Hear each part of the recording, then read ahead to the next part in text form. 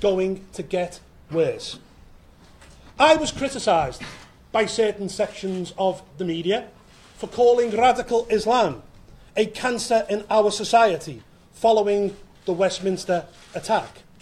I make no apologies for saying this, and I will repeat it today. It is a cancer that needs to be cut out.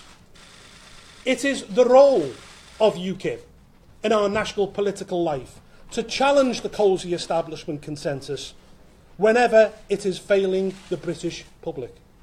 We did that on immigration control. We did that on Brexit. And now we will do it by tackling issues surrounding integration. These are issues that the other political parties would rather brush under the carpet and the Westminster Chatterati would rather ignore, simply because it makes them feel uncomfortable. The Prime Minister has, during her time in high office, presided over cuts to our police service and reductions in our armed forces too. She has put pressure on the police to lower the numbers of stops and searches they carry out. And no progress whatever was made reducing the level of immigration in order to give social cohesion a chance to advance. This, despite Mrs May's pledge to bring net migration down to the tens of thousands. And indeed, this morning it was announced that we have added a city the size of Hull to our population in the last year. It is also a dereliction of duty to allow jihadis to return to this country, including, it seems, Monday night terrorists. I want to make it clear that I believe that anyone who leaves this country to fight for Islamic State should forfeit their passport, their citizenship, and never be allowed to return.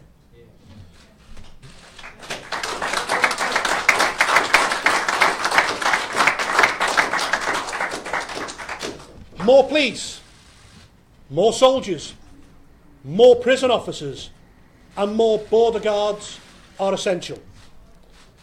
There are many other things in our manifesto today, including something that all of the other political parties would love to be able to offer but cannot, and that is 11 billion a year spending increase for the NHS and adult social care by the end of the next Parliament.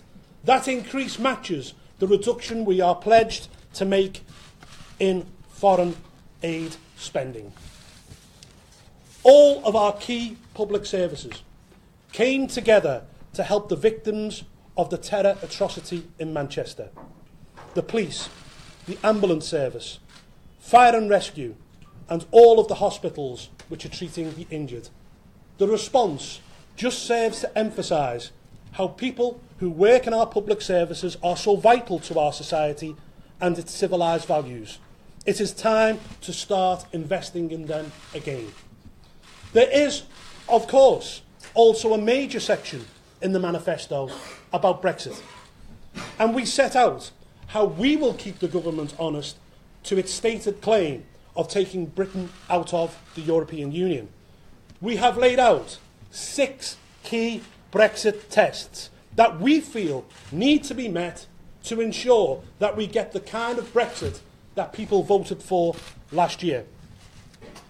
UKIP is the country's insurance policy, and if the government begin to backslide during these negotiations, then it must know that UKIP will be there. We will also be the party that stands up for gender equality, freedom of expression, and equality before the law, and make sure that these values are applied in every community within our country. No doubt we will suffer insults from the politically correct brigade for doing so, but that will not deter us. They will be the same people who called us racist for simply arguing for lower immigration. And just as we were proved right about the strains of excessive immigration and the strains it was placing on British communities, and we were right about the way Brussels had hollowed out our democracy, so we will be proven right again about Britain's integration emergency. It's seldom easy being a UKIPper. Joining an establishment party would offer a far easier route to preferment.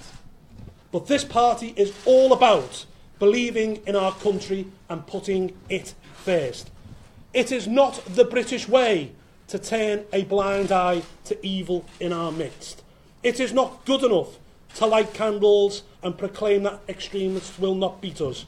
Action is required on multiple fronts, and I am proud UKIP is setting out its patriotic agenda for defending our country and our way of life. And now, I am equally proud to hand over to my Deputy Chairman, Suzanne Evans, who will take you through some of the specific proposals within our 2017 manifesto. Thank you.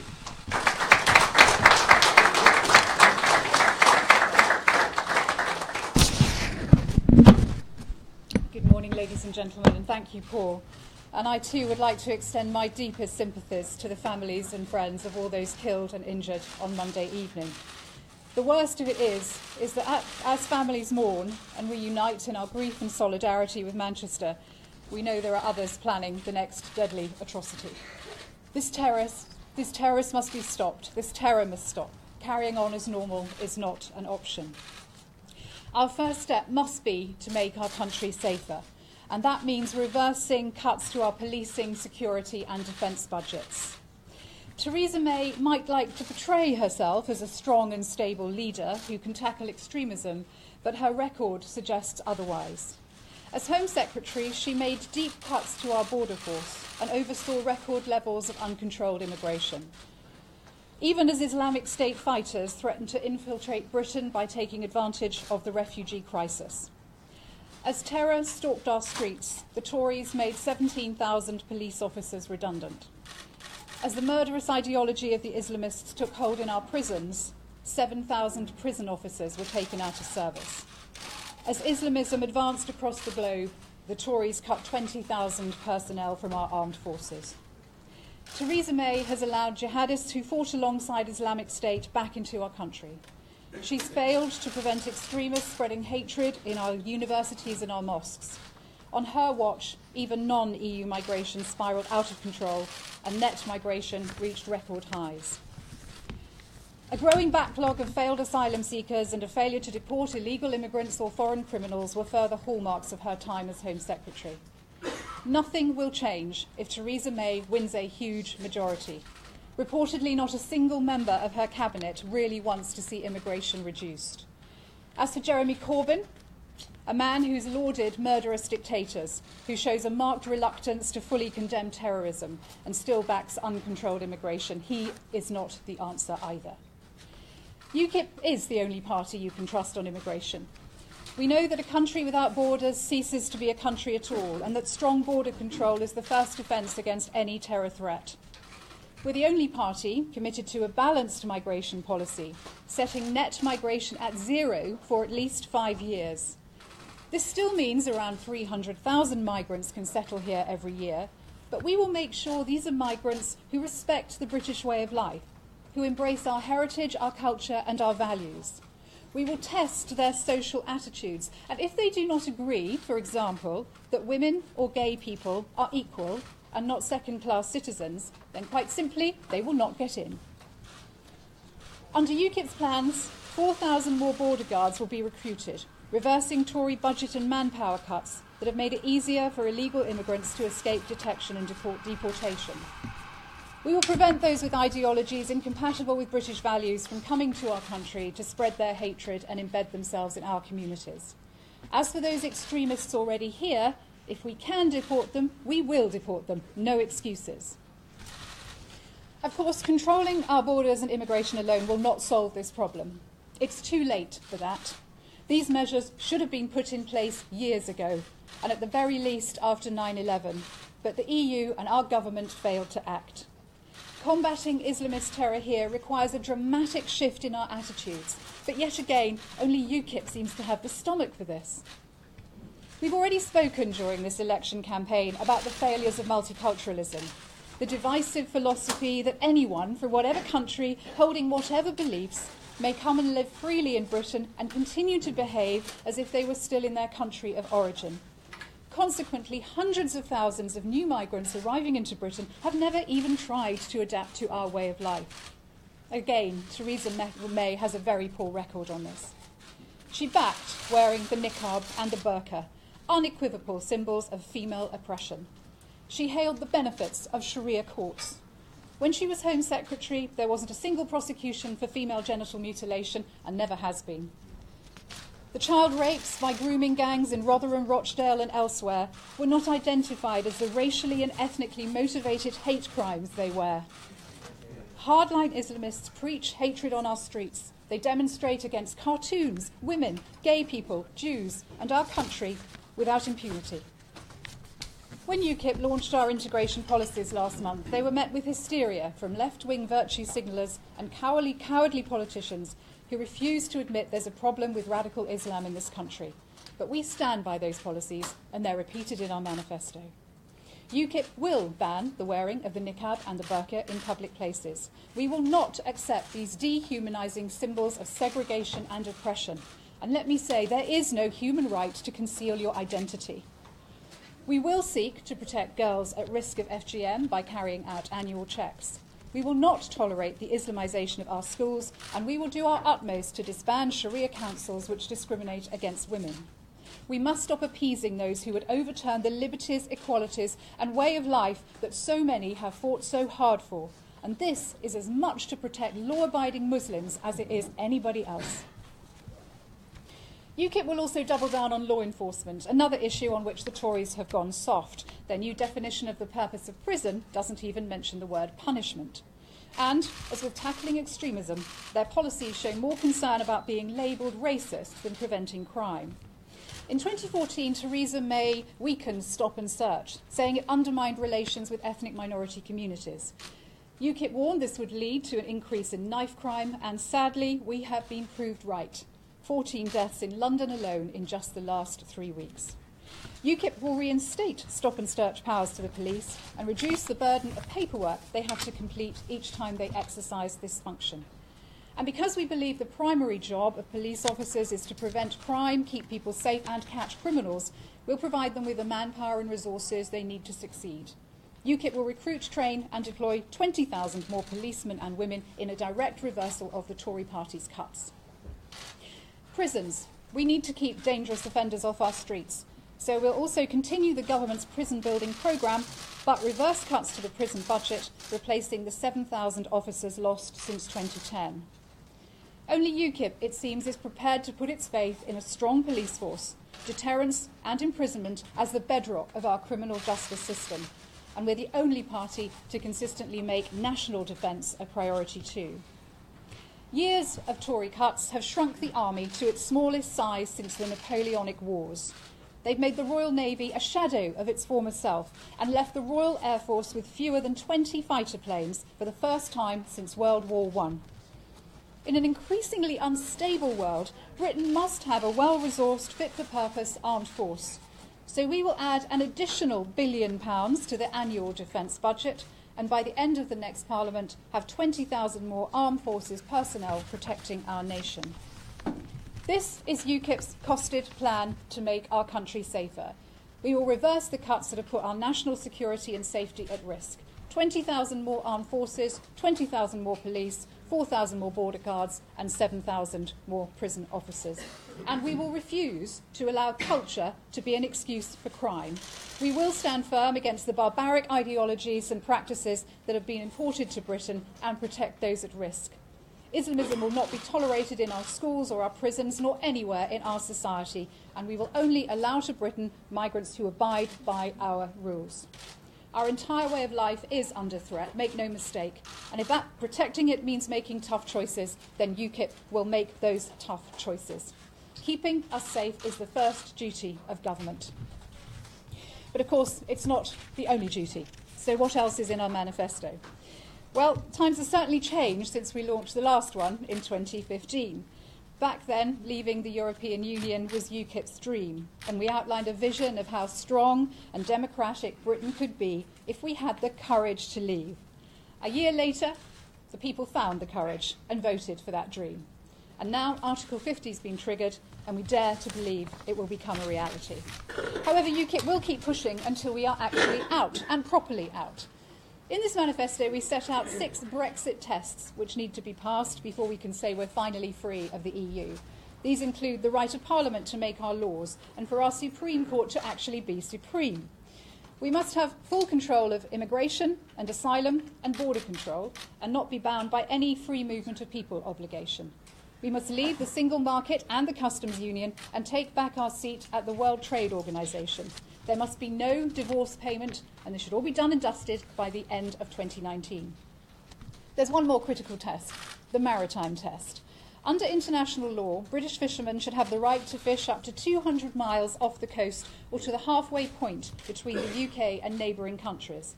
But there are signs that our fishing communities may be sold out. Our fishing communities should know they have a true friend in UKIP. If the Tories seek to barter their rights away, we will fight them every inch of the way. We'll also introduce a programme to encourage economic growth in the coastal communities that have suffered most from our European Union membership, offering significant reductions in business rates and giving local authorities additional powers to revive and rejuvenate our seaside towns. UKIP will not treat our coastal communities as being at the end of the line. As in 2015, all our policies in this manifesto are fully costed. We have stuck to the same financial principles and modelling that we utilised in 2015. We're the one party prepared to spell out big reductions in unnecessary and wasteful spending programmes in order to fund our priorities. By making significant cuts to the foreign aid budget, scrapping HS2 vanity projects such as HS2, amending the Barnett formula and ceasing to pay contributions to the EU, we will be saving £35 billion a year by the end of the Parliament. That means for the second general election in a row, UKIP spending proposals do not involve raising any taxes. Yes, UKIP goes into this election as the only party promising not to raise taxes. Our fiscal approach is responsible, and our priorities are those of the British people. And, of course, one of the top priorities of the British people right now is the NHS and care for the elderly. UKIP believes it's wrong for the country to be spending nearly £14 billion every year on foreign aid when the Red Cross is describing the situation in our own hospitals as a humanitarian crisis. UKIP will reduce the aid budget to 0.2% of GNI, which enables us to make our biggest spending pledge of this manifesto. We'll use the £11 billion a year we'll be saving by the last year of the next Parliament in its entirety to fund a significant increase in money for the NHS and social care. This is significantly more than any of the other parties can offer, and we can show exactly where the money is coming from. UKIP will stop sending so much money abroad and make our NHS and adult social care services the envy of the world. The £11 billion a year will more than close the NHS funding gap. It will enable us to lift the cap on medical school places and fund the cost of training, abolishing tuition fees for medical students, provided they work in the NHS for at least 10 out of the 15 years after they qualify. It means we can increase the number of nurse training places, reinstate bursaries, and remove the 1% pay cap for NHS staff earning less than £35,000 a year. By 2022, we'll see 24,000 more nurses and 3,500 more midwives working in the NHS, and we'll be well on the way to seeing 10,000 more GPs too. We're also going to put significant sums into improving mental health provision, especially for our children and young people who are very poorly served at the moment. Our plans include developing a national school-based counselling strategy for England on a par with those already operating in Wales and Northern Ireland.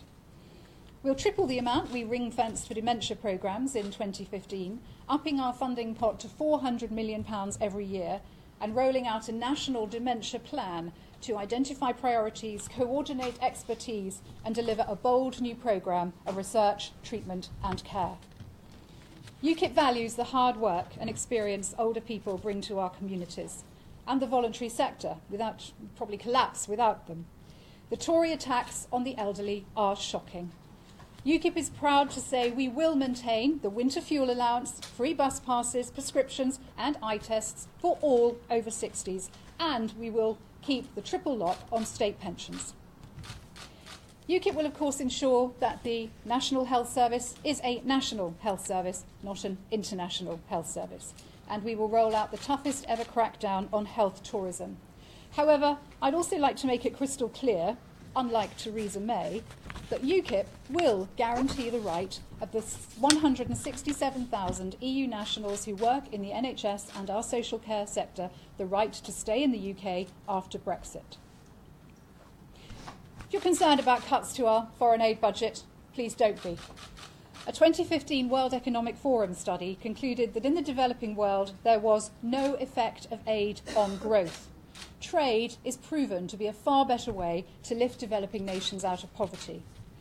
We'll embrace the opportunity Brexit Britain has to sign mutually beneficial free trade deals with developing nations so they can develop economically rather than rely on handouts, which so often never even reach those actually in need.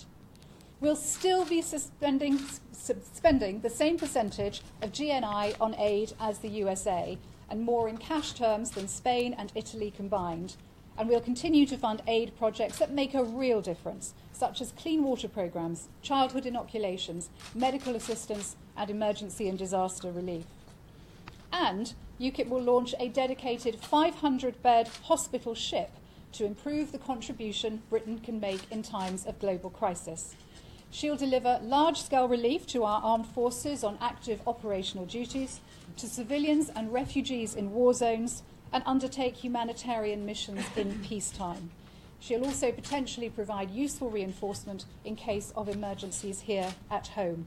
We will not shirk our international responsibilities. So what else is only UKIP offering? A workable plan to create the homes our country is so desperately short of. Other parties promise to build hundreds of thousands of new homes, but it's pie in the sky because the builders aren't there. UKIP, however, has a real answer to the housing crisis. We'll roll up to 100,000 high-quality, low-cost, factory-built modular homes every year, homes that will cost less than £100,000 to buy, so they're affordable on the national average wage of £26,000 a year. Not only that, we'll create jobs as we go. When we leave the EU, some of the £1 billion in funds we'll get back from the regional development budget will be used to boost capacity in UK-based modular homes manufacturing. Homes will be manufactured where jobs are needed and built where homes are needed. Mostly on brownfield sites that are we'll prioritise brownfield sites so they'll be close to existing infrastructure. And these homes will only be for owner occupation, not rental, and they can't be sold on the open market, only back into the scheme at a guaranteed price of cost plus inflation. To further help young people, we'll restore maintenance grants for the poorest students immediately, and we stand by our 2015 pledge to abolish tuition fees for science, technology, engineering and mathematics students, as well as medical students. To cut the cost of living for ordinary families, we'll reduce energy bills by removing VAT and the green levies and taxes we're currently forced to pay to help the energy companies invest in renewable energy. UKIP thinks their profits are high enough already. If they want to invest in renewable energy, they should pay for it themselves. UKIP will also remove VAT from takeaway food, from women's sanitary products, and will scrap the TV licence. These policies will save households an average of £400 a year by 2022. Finally, when Paul Nuttall stood for the leadership of our party, he pledged to create an English Parliament. So that is now in our manifesto. UKIP will put England on the same footing as Scotland, Wales and Northern Ireland. The new English Parliament will sit in the chamber currently occupied by the House of Lords, which UKIP will abolish.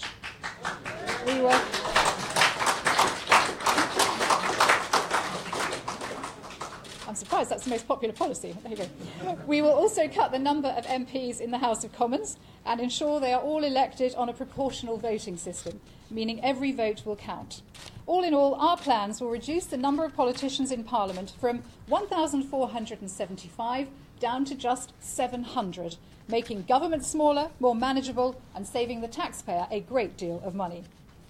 So there you have it. I'd like to thank my policy team, consisting of Mark Quinlan, who is simply the best policy analyst and researcher around, our finance guru, although he wishes to remain anonymous.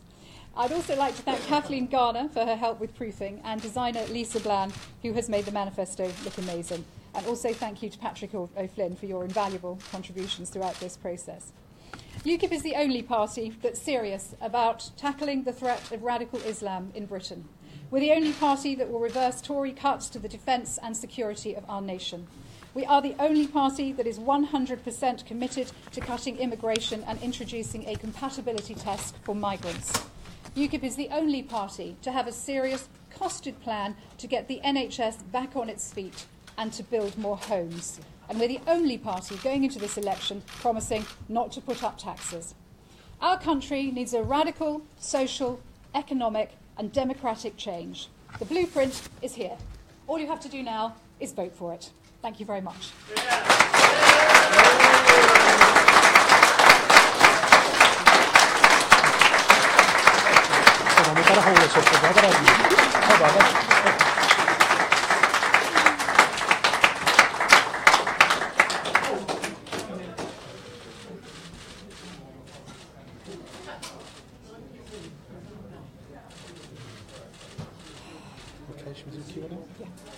We've got quotes in.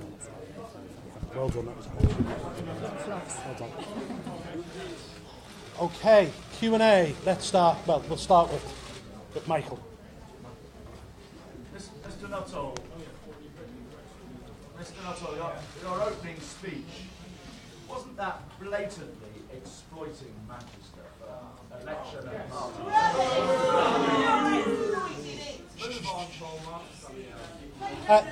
No, Michael, it certainly wasn't exploiting Manchester. What I wanted to do was to ensure that the democratic process continued, because the one thing that they hate most about us is our democracy, and they want to see it destroyed. And the best way of telling them that they won't win is by getting out campaigning and debating these issues. So no, it wasn't trying to jump on the back of Manchester or anything like that. It was basically telling these people they will not beat us. Okay?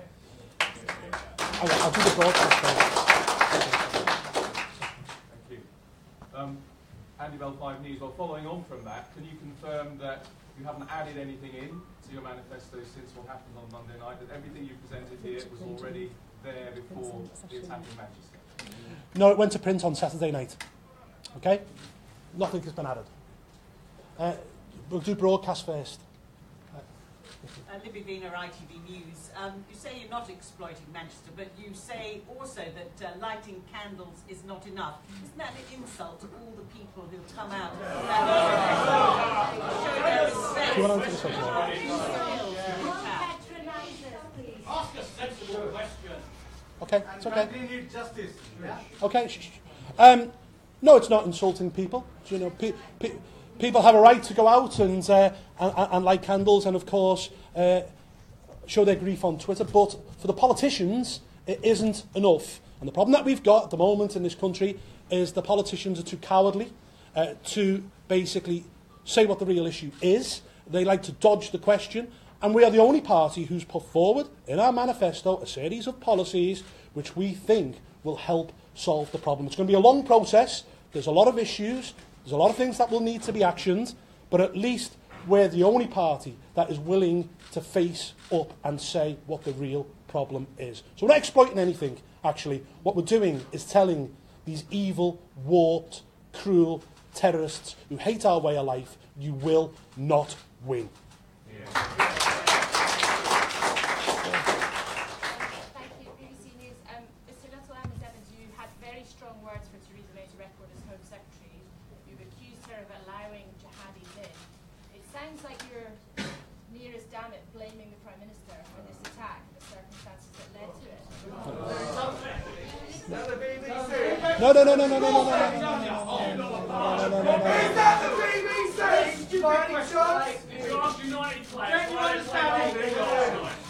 Sorry. Please. Let's be respectful.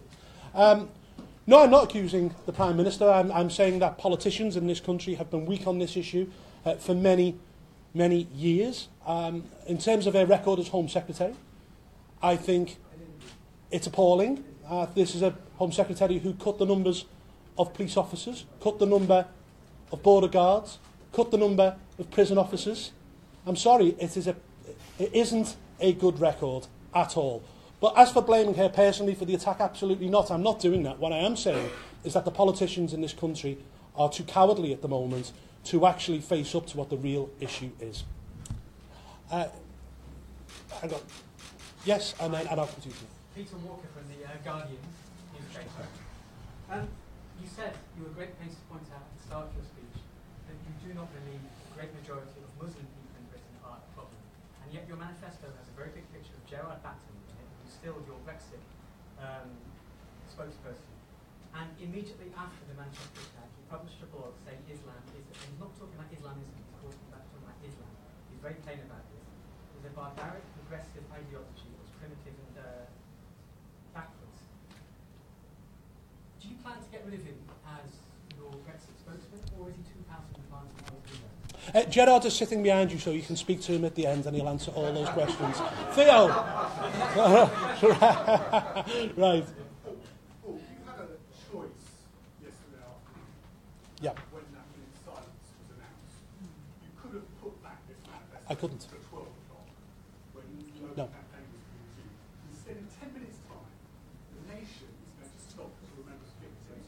Surely you're exploiting. No, Theo, we will, of course, we too will take part in that minute silence. Absolutely. We tried to push this back, but the broadcasters told us we couldn't. Okay? That's the bottom line. You know, we wanted to push this back, but we were told we weren't allowed to. Okay? So no, it's got nothing to do with making the lunchtime news at all. Focusing on the wrong problem. Focusing on the wrong problem here. Tom Rayner from Sky News. Last night, your energy spokesman said that it was time to consider the unthinkable with regards to internal policies for people who may be on the radar of intelligence services. Do you agree with him? I haven't seen what he said. I don't know where he's actually said that. What I will say is that we need to get real about the problems that we face in this country. And what I do fear, I mean, there's been an attack in March, there's now been one this month. I just fear that this is the future that we've got to get used to, because we're not the politicians are not prepared to tackle this situation head on. Well, I'm not prepared to answer that question because I haven't seen exactly what he has written or said or anything like that. What I will say is that we've got to get real and stand up and be counted and at least have the bottle to say where the real problem lies. After the Westminster attack, you were saying that you wanted to see changes to the way mosque funding was recorded. Why didn't you have the bottle to put that in your manifesto? Well, do you know, I'll stand here right now and say, you know, I don't believe that there should be Saudi funding of mosques. I think they spread. Hang on. I think. Manchester has changed things. Perhaps I can comment on that. I don't think it is fair to single out one country in a manifesto. The nature of this election meant it was a snapshot election. I would have loved to have been able to spend a lot of time researching funding of mosques, so it could have gone in here. But we simply didn't have the time. And I don't think, given that we don't have, or I certainly didn't have all the evidence to hand, it's not fair to single out one country. Because I suspect Saudi Arabia is not the only culprit. Okay. Hold on. Adam. Yes, I wonder if I can ask you very particularly, perhaps Suzanne, because she's working with this. What is the point of, in this context, listing Theresa May's failures as Home Secretary on policing, prison numbers, funding the military, controlling borders, if you are not suggesting that she must bear some responsibility for the security failures which led to what happened in Manchester? I think she must bear some responsibility. All politicians who voted against measures or voted for measures to make cuts bear some responsibility. As I said, Adam, you know, I think when 9/11 happened, we should have had a serious rethink about immigration. It didn't happen. Of course, the European Union is equally culpable as well. And I also lay a lot of blame at the feet of the commissioners as well, who, as Paul said, were far too cowardly to face up to the real issues in our country and what needs to be done to keep people safe. That has got to be the primary focus of any government, any politician. And frankly, if they're not prepared to stand up and do what needs to be done to keep people safe, then they're simply not fit to govern. I stand by what I said. I'll take one more question because I don't want to push forward towards 11 o'clock. I'll take 2. Right, Harry, go on, and then we'll have to... Suzanne was quite extraordinary there, which was that Theresa May must bear some responsibility for what happened 3 days ago in Manchester. Do you agree with that? I didn't say she must bear... No, I didn't say what she must bear responsibility for what happened. The only person who is responsible for, or people who is responsible for what happened in Manchester are the terrorists. Let me make that absolutely clear. And I think sometimes we are perhaps a little bit too quick to blame other people but the terrorists in these situations. But the circumstances that allowed their ideology to breed, that allowed their hatred to spread, politicians should have taken action on that long ago. And once again, my worry is that we have this horrific atrocity.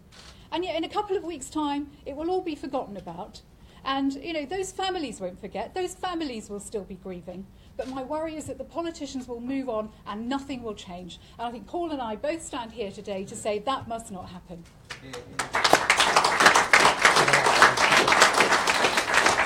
Last question, and then we've got to wrap up. The government won't tell us which part of the economy you would prioritise and try to reduce immigration. You want to reduce immigration by much more. So which part of the economy would you be prioritising? Which foreign workers would you be looking at? Do you want to? Yeah, sure. We're looking ultimately at foreign workers who have a job to come to.